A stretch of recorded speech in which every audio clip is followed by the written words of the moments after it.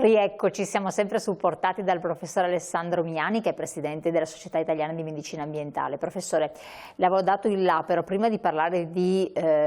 correlazione tra presenza di delinquenza, criminalità, eccetera, e verde pubblico, voglio chiederle in una visione un po' più globale, più europea. La densità degli alberi nelle nostre metropoli, dal vostro studio, è inferiore alla media dell'Unione Europea. Come mai? Diciamo di sì, ossia l'Italia è un paese un po' particolare, nel senso che siamo uno dei paesi in Europa con la ricchezza maggiore a livello di biodiversità. Abbiamo tantissimi territori, soprattutto interni, che però stanno perdendo agricoltori, contadini, chi se ne occupa e quindi stanno diventando una sorta di nuova boscaglia nuova che si sta formando e questo è un peccato perché comunque anche a livello paesaggistico e turistico crea un danno al territorio. Dall'altro lato abbiamo delle città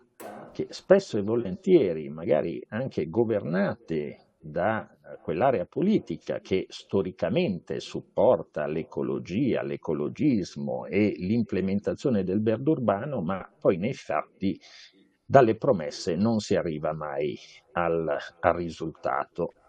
E questo è un problema e non saprei dirle sinceramente cosa è dovuto. Mi viene da dire che quando c'è qualcosa che, tra virgolette, costa meno,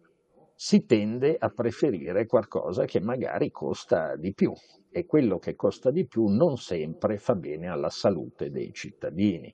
Quindi creare delle città più smart, piste ciclabili vanno benissimo, ma noi stiamo vivendo non solo l'inquinamento ambientale, quindi a livello urbano e soprattutto dell'aria, come prima emergenza sanitaria di origine ambientale, ma stiamo vivendo anche un periodo di cambiamenti climatici. E qual è il sistema migliore per ridurre la temperatura all'interno delle città, dove peraltro vive in Europa il 75% della popolazione vive già oggi nelle città e questo dato tenderà ad incrementare ulteriormente nei prossimi decenni? Beh, sicuramente è quello di aumentare le aree verdi, non solo perché generano ombra, ma anche perché laddove c'è erba e non c'è cemento,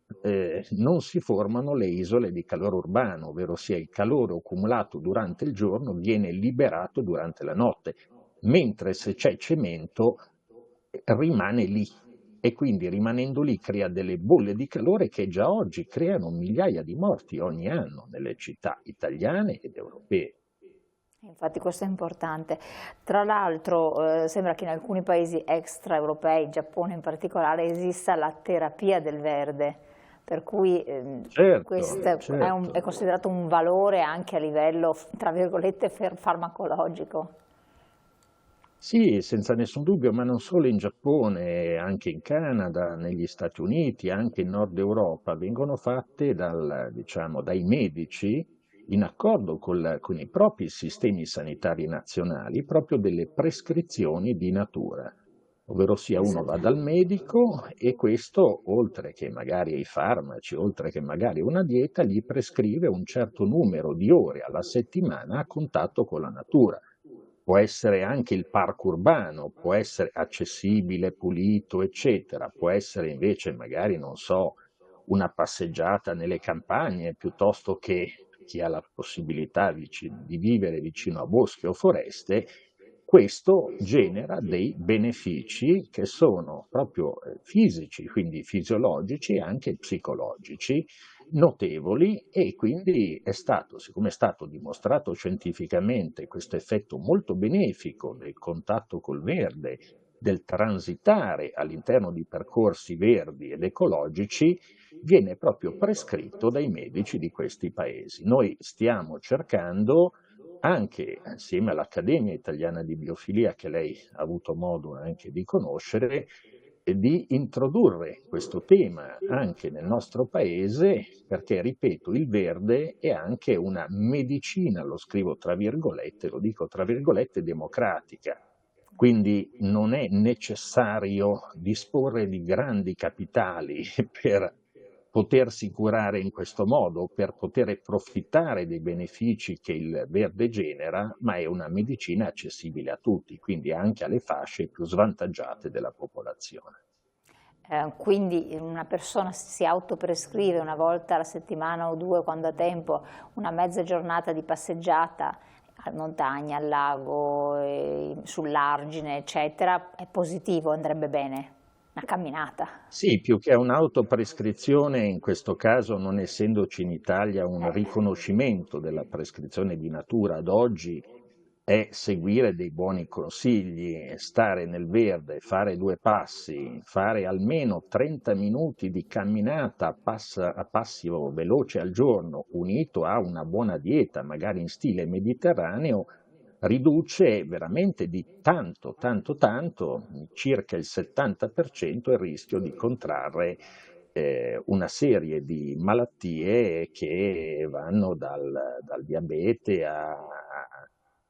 diciamo, quindi a malattie di origine metabolica e altre patologie croniche che soprattutto nell'anziano rendono la vita molto complessa.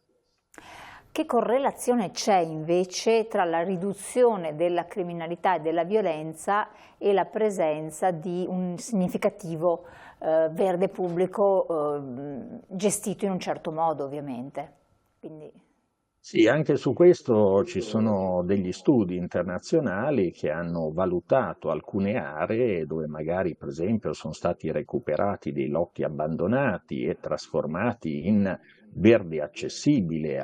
ai residenti di quella zona, in questo caso a Filadelfia, negli Stati Uniti, si è notata una diminuzione del 29% della violenza armata e del 22% della delinquenza complessiva appunto nei quartieri interessati, quindi sono numeri molto importanti. E poi ci sono altri studi, per esempio, che ci dicono che siccome il verde è diciamo, un sistema per mitigare non solo l'inquinamento ma anche il calore è associato a un incremento diciamo, dell'aggressività. Per esempio, c'è un'analisi pubblicata su Nature, che è una rivista scientifica internazionale molto importante, che ha appunto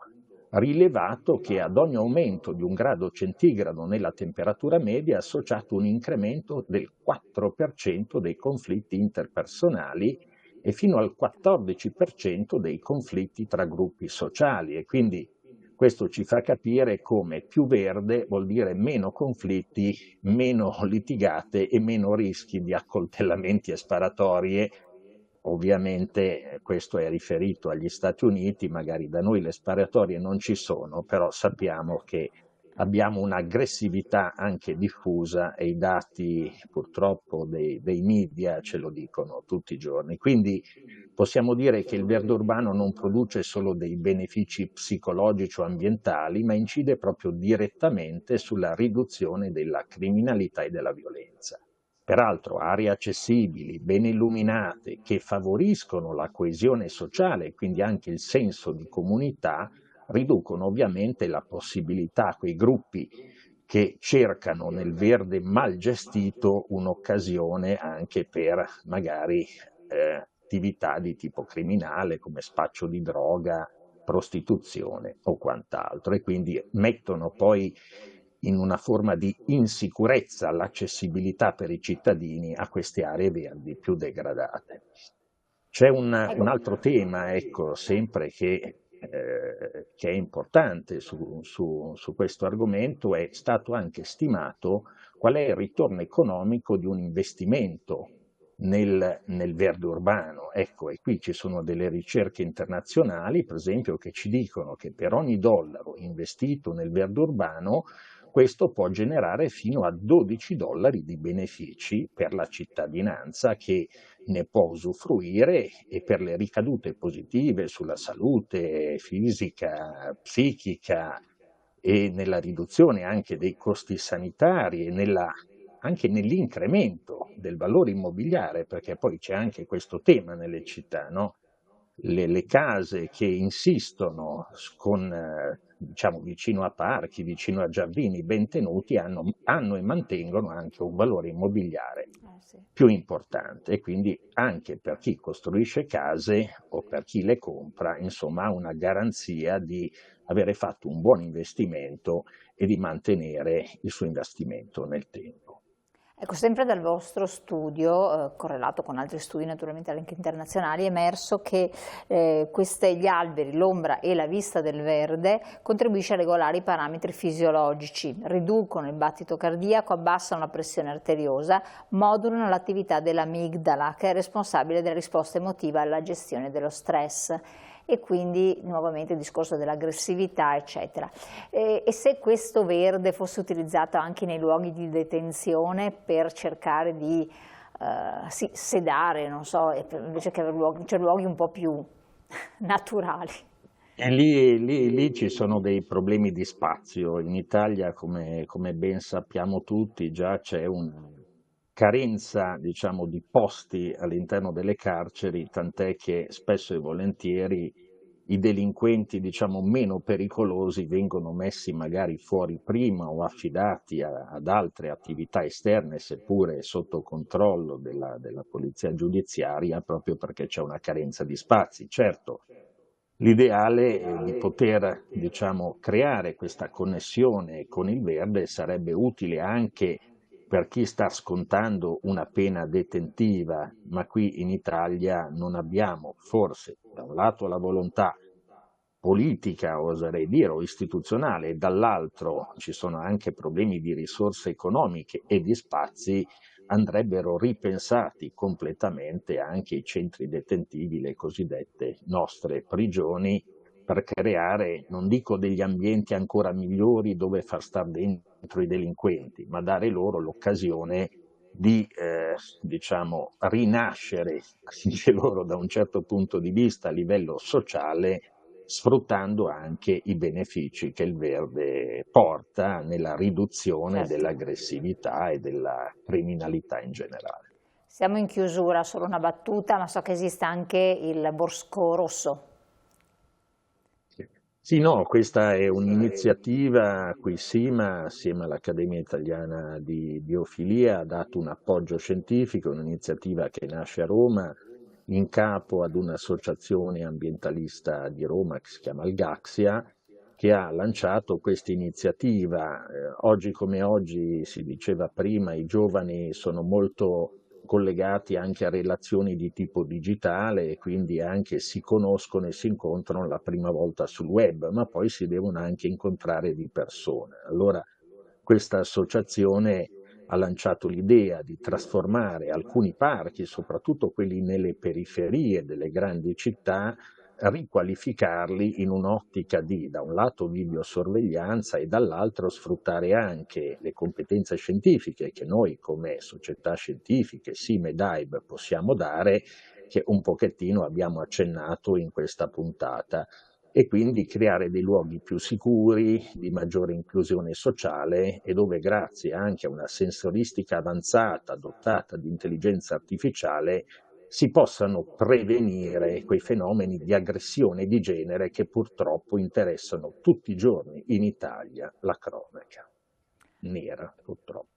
Ecco, assolutamente. Allora, io la ringrazio tantissimo, Presidente, molto molto gentile, sempre interessanti gli approfondimenti, gli studi che voi conducete. Ci rivedremo presto perché avete in serbo altre tematiche molto interessanti per noi, vero? Sì, noi lavoriamo su questo, noi siamo giuridicamente un'associazione no profit, ci dedichiamo a questi temi con interesse, lavoriamo in Italia, abbiamo sedi anche in Europa e negli Stati Uniti,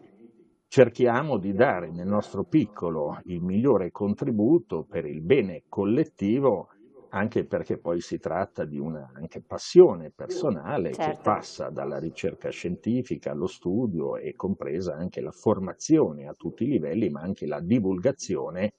e la disseminazione, come stiamo facendo oggi con voi, perché parlare di questi temi significa comunque fare una sorta di prevenzione primaria, ovvero sia Certo. informare le persone di questi argomenti di cui magari non si parla E fare in cultura, maniera così diffusa, e dando delle indicazioni anche semplici in migliorare la vita delle persone. Grazie ancora, molto gentile. Allora, noi lasciamo il Presidente, lo ringraziamo del suo contributo, a voi invece lascio il brevissimo break pubblicitario, noi ci rivediamo dopo con un'altra tematica e altri ospiti.